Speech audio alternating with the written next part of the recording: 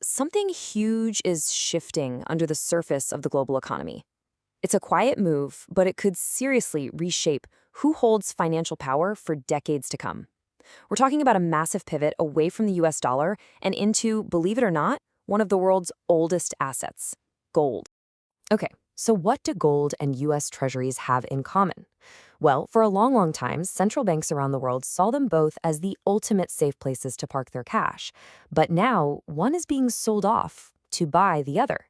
And the reason why isn't about what makes them similar, but what makes them completely different. And here it is. This is the big one.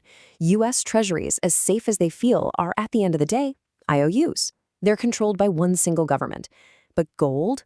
Gold is neutral. It doesn't belong to any one nation. And that single distinction, well, that is changing everything. And that brings us to this incredible tipping point. We are literally watching a trend that has defined the global financial system for almost 30 years, completely reverse course. You have to go all the way back to 1996. That was the last time the world's financial reserves looked anything like they do today. For an entire generation, the way things were was just the way things were. Well, not anymore. So get this, for the first time since 1996, the world's central banks, if you take the US out of the equation, now hold more of their reserves in physical gold than they do in US government debt. Let that sink in.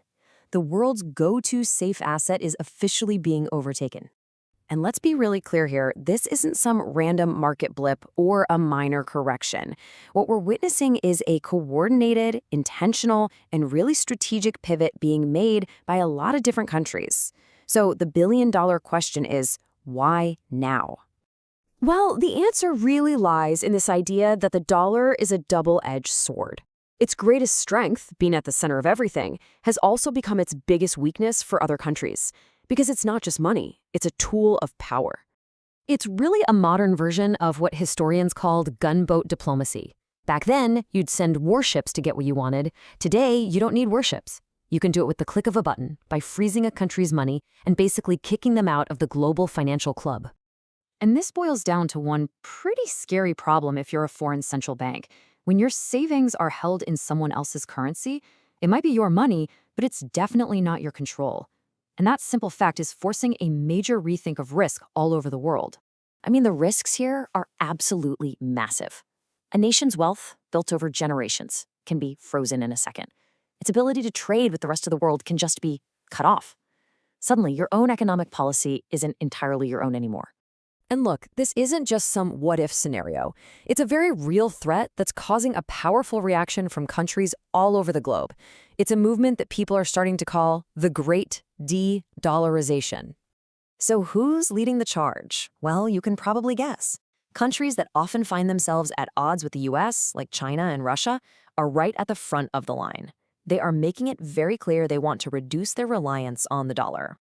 And they're all following a pretty simple playbook. First step, you look at your reserves and you realize just how vulnerable they are. Step 2, you start to lower that dependency, and you do that by selling off US government bonds. And the final step, you take that money and you move it to neutral ground, to an asset nobody controls, physical gold. So when you step back and look at the big picture, this isn't just about countries trying to manage their finances. It's actually about a fundamental shift in why gold is even considered valuable in the first place here in the 21st century. For decades, the main reason to buy gold was simple: fear. Fear of a market crash, fear of inflation, fear of some big crisis. It was the ultimate panic button, right?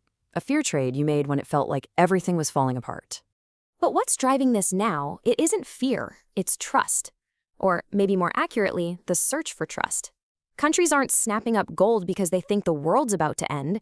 They're buying it because it's the only major financial asset that doesn't force you to trust another government not to use it against you. And that right there is the core of this whole thing. We're watching gold pivot from being a short-term, reactive hedge against fear to a long-term, proactive strategy for building a stable financial future.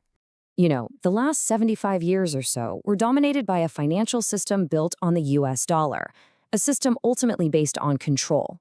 So as the world's central banks begin to pivot toward a new foundation, one built on neutral trust, it leaves us with one heck of a question. What asset is going to anchor global power for the next 100 years?